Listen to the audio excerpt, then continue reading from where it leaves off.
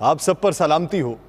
मंसूर साहिर का लिखा हुआ है, मार पड़ी थी कागज खाने पर बच्चे को, भूखे माँ बेटे की क्या तकदीर बनी थी।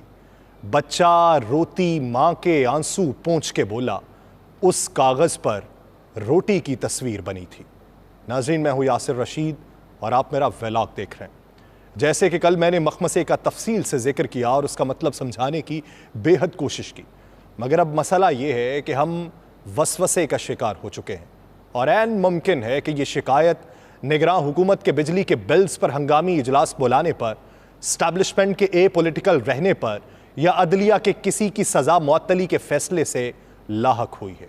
ताहम उसमें अभी तक मखमसा ही है। वसवसे बंद आंखों में नहीं आते, बल्कि ये पतंगे अमूमन खुली आंखों में आ बैठते हैं। फिर ऐसे ही ये बसते हैं कि गाहे बगाहे फड़फड़ाते हैं, चमगादड़ बन के डराते हैं। शाहवाला, ऐसे ही वसवसे उन बच्चों को लाहक हैं जिनका बाप या तो गले में फंदा लेके मर चुका है या वो बाप जो बिजली का बिल गले में डाले खन्ना पुल से कूद पड़ा कि अब हमारी औलाद या हमारी मां को ऐसा करने की नौबत नहीं आएगी। शाहवाला, ऐसे ही वसवसे उन माँ बाप को सताते हैं जिनकी कमसिन बच्चियां किसी मैम या साहिब के हाथों रौंद दी जाती हैं कि अब मजीद ऐसा नहीं होगा। अव्वल तो हमें अपने बच्चों को उन यजीदों के घरों में रखवाना नहीं पड़ेगा, और अगर ऐसा कोई यजीदियत दोबारा सर उठाने का मंजरनामा वज़ा करे तो उन्हें रौंद डाला जाएगा। शाहवाला, उसी मखमसी सिस्टम में रहते हुए वो बच्चे जो मस्जिद जाएं तो चुपके से मौलवी साहब को एक पर्ची थमा दें जिस पर लिखा हो, मौलवी साहब महंगाई कम करने के लिए कोई दुआ बता दें, मेरे बाबा बहुत परेशान हैं। या वो बच्चे जो बतला रहे हैं कि वज़ीर आज़म साहब, जितना बिजली का बिल है अगर हम कुछ ना भी खाएं तो भी इस बिल को अदा नहीं कर सकते। हुजूर वाला, वो बच्चे भी उन वसवसों का शिकार हैं कि हो सकता है कि अब हम मस्जिद जाएं तो अपने हुक्मरानों की नेक नामी पर शुक्राने के नवाफिल अदा करें और अच्छा खाकर सस्ती बिजली का बिल भी अदा कर सके। शाहवाला, सिस्टम अगरचे मखमसे का शिकार है, पर बूढ़े माँ बाप अपने बच्चों के रोशन मुस्तकबिल के लिए वसवसे पाल बैठे हैं। शाहवाला, अगरचे सिस्टम मखमसे का शिकार है, लेकिन एक बीमार शख्स जो महंगी अद्वियात की वजह से इलाज ना करवा सका, वो इस वसवसे का शिकार है कि अब अद्वियात सस्ती हो जाएंगी। शाहवाला, ऐसे मखमसी सिस्टम में जहां बैनुल अक़वामी सतह पर हमें भिखारी समझा जाता हो, IMF की कड़ी शराइत मानना पड़ती हो और हमारा तशख़्ख़ुस तार तार हो चुका हो, हम वसवसा रखते हैं कि हमारा बैनुल अक़वामी सतह पर तशख़्ख़ुस बहाल होगा और हमारे हाथ लेने वालों की बजाय देने वाले बन जाएंगे। शाहवाला, इस मखमसी निज़ाम में जहां ग्रीन पासपोर्ट 121वें नंबर पर है, जहां दरामदात ज़्यादा और बरामदात ना होने के बराबर हैं, हम ये वसवसे पाले हुए हैं कि एक दिन ऐसा ज़रूर होगा जब ग्रीन पासपोर्ट को इज्जत मिलेगी और उसकी रैंकिंग ऊपर आएगी और हमारी बरामदात बढ़ जाएंगी, दरामदात कम हो जाएंगी। शाहवाला, ये सारे वसवसे कोई अनहोने या नामुमकिनात में से नहीं हैं, ये बस आपके अपने ओहदे और अवाम से मुखलिस होने पर मुनहसर है। वसवसे मनफी सोच होती है तो अवाम के लिए ये सोचना कि कुछ बेहतर हो जाएगा, ये मनफी सोच ही है, क्योंकि कुछ बेहतर होने वाला है नहीं। शाहवाला, इन वसवसों को किस्सा पारीना और अवाम की हसरतें बनने से आप बचा सकते हैं। लाजिम है कि हम भी देखेंगे उस मखमसी सिस्टम को खत्म होते, लाजिम है कि हम भी देखेंगे वक्त के इन खुदाओं को नीस्तो नाबूद होते, लाजिम है कि हम भी देखें ऐसा निज़ाम जो ना तेरा हो ना मेरा हो बल्कि इस्लामी जमहूरिया पाकिस्तान का हो। लाजिम है कि हम भी देखें उन वसवसों की रोशन हकीकत। वसवसे क्यों ना आए कि आज कारोबार के आगाज से ही पाकिस्तान स्टॉक एक्सचेंज 100 इंडेक्स में मंदी का रुझान देखने में आया और एक मौके पर इंडेक्स 1774 पॉइंट्स कम होकर 44,470 पर पहुंच चुका है। आज कारोबार में 3.5% से जायद की गिरावट देखी गई है। पाकिस्तान स्टॉक एक्सचेंज में गुज़श्ता 3 सेशंस के दौरान अब तक 2900 पॉइंट्स की कमी हो चुकी है और स्टॉक एक्सचेंज में शदीद मंदी के बायस शरह सूद बढ़ने का खदशा है। शरह सूद को कम करते, उसका खात्मा करते करते हम इस नतीजे तक पहुंचे हैं कि शरह सूद 25% कर दी गई और काइबर रेट में 3% का मजीद इजाफा कर दिया जाए तो 28% शरह सूद बनती है। पाकिस्तान में कोई एक कारोबार जो जवारियों के कारोबार के अलावा हो, जो मुनशियात के कारोबार के अलावा हो। कोई एक कारोबार बता दीजिए कि जिसमें माहाना की बुनियाद के ऊपर 28% मुनाफा कमाया जा सके।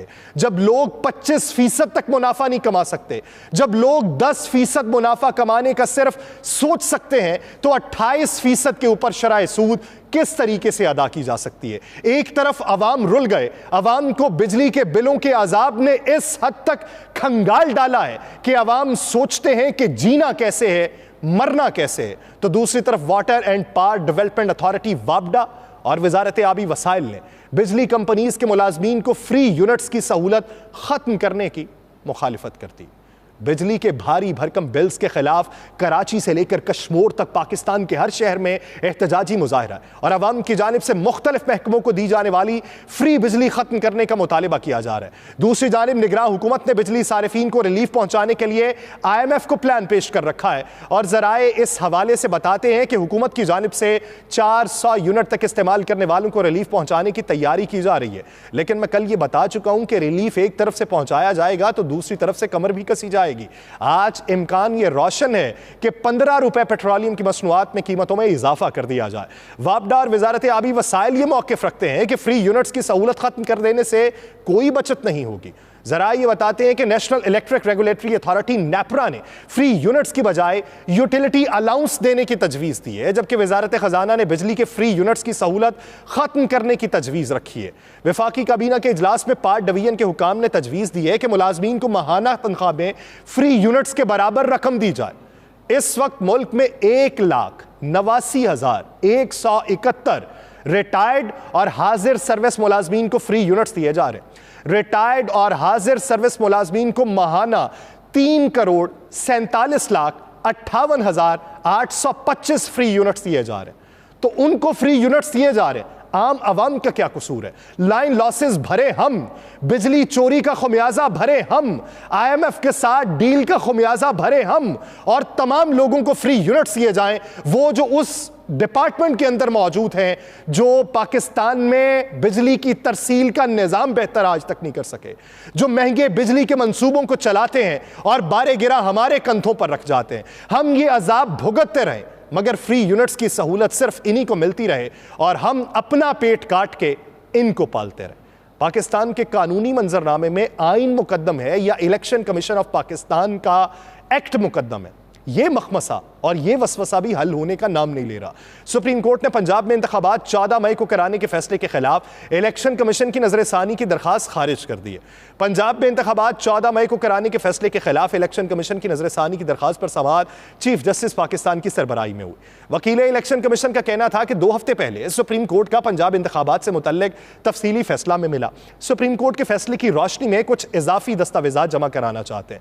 सजील सवाती साहब ने कहा कि इलेक्शन कमीशन के इख्तियारात में इंतखाबात की तारीख देने की हद तक इजाफा किया गया है, जिस पर जस्टिस मुनीब अख्तर ने कहा इस सब का नजरसानी केस से ताल्लुक नहीं बनता। इलेक्शन कमीशन के वकील ने कहा कि अगले हफ्ते का वक्त दे दें ताकि दलाइल तैयार कर सकूं, जिस पर जस्टिस मुनीब ने कहा कि जो फैसला आया वो केस खत्म हो चुका है। चीफ जस्टिस पाकिस्तान ने वकील इलेक्शन कमीशन को हिदायत की कि आप अपना जवाब अभी अदालत में हमारे साथ ही पढ़ें, जिस पर इलेक्शन कमीशन के वकील ने कहा कि सेक्शन 57 और सेक्शन 58 में तरामीम के बाद इलेक्शन की तारीख देने का इख्तियार इलेक्शन कमीशन का। जस्टिस मुनीब अख्तर ने इलेक्शन कमीशन के वकील से कहा वकील साहब जहन में रखें ये नजर सानी है, जिस पर इलेक्शन कमीशन के वकील ने कहा कि आइन इलेक्शन कमीशन को इंतखाबात कराने की जिम्मेदारी देता है, इख्तियार नहीं देता। जस्टिस इजाजुल हसन ने कहा कि आइन इलेक्शन कमीशन की जिम्मेदारियों से मुतल्लिक वाज़ेह है, जबकि चीफ जस्टिस ऑफ पाकिस्तान ने कहा कि आप 3 बार बता चुके हैं कि इलेक्शन कमीशन के पास ताकत नहीं जिम्मेदारी है। अब आप आगे चलें, अब बताइए। जस्टिस इजाजुल हसन ने कहा कि आइन इलेक्शन कमीशन को इंतखाबात की तारीख आगे बढ़ाने का इख्तियार नहीं देता। मुनीब अख्तर साहब ने कहा कि इलेक्शन कमीशन से मैं पूछता हूं कि इंतखाबात की तारीख आगे बढ़ाई जा सकती है या नहीं। सुप्रीम कोर्ट फैसला दे चुकी है कि इलेक्शन कमीशन इंतखाबात की तारीख आगे नहीं बढ़ा सकते। आप नजरसानी केस में हमारे सामने आए हैं, दोबारा से दलाइल मत दें।